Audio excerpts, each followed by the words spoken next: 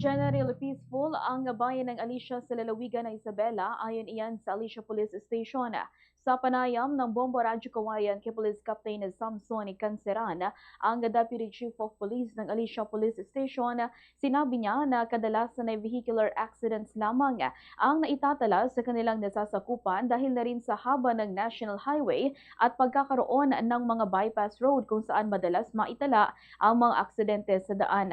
Anya maliban sa pagpapatupad ng mga batas trapiko at pagbibigay ng tamang kaalaman sa mga motorista, ay nakikipag-ugnayan din ang kanilang hanay sa Department of Public Works and Highways o DPWH para sa karagdagang mga barikada o road signages kung kinakailangan, lalo na sa mga accident-prone areas.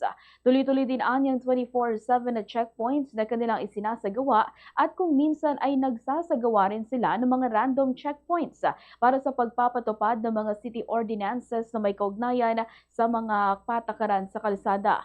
Ayon kay Police Captain Samson Canceran, mas pinaigting ng PNP Alicia ang kanilang kampanya kontra iligal na droga kung saan sa 34 na barangay ay 31 na ang drug cleared. Gayunpaman patuloy pa rin ang kanilang hakbang upang tuluyang mawakasan ang kalakalan ng iligal na droga sa naturang bayan. Katuwang nila rito ang mga opisyal ng barangay pagdating sa monitoring dahil sila ang mas nakakaalam sa galaw ng kanilang mga kabarangay.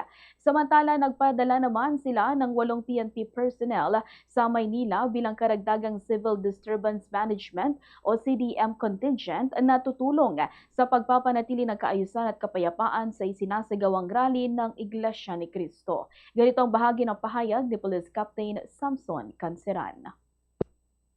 Sa ating pinapatupad ng ating national organization, no, sa ating PNP organization. Ang PNP po ng Alicia is naka-align din po ito sa ating 4 forms agenda ng ating PNP chief na kung saan po ina-adapt po natin from regional to provincial to municipal po, no. So andyan po yung mga enhanced managing police operation po natin at pagpapatupad ng moral and welfare po ng ating kapulisan, saka yung sa integrity monitoring po, yung pagpapatupad ng monitoring po sa mga kapulisan natin kung may mga gumagawa po ng mga kalokohan o ng mga kabalastugan, ganyan.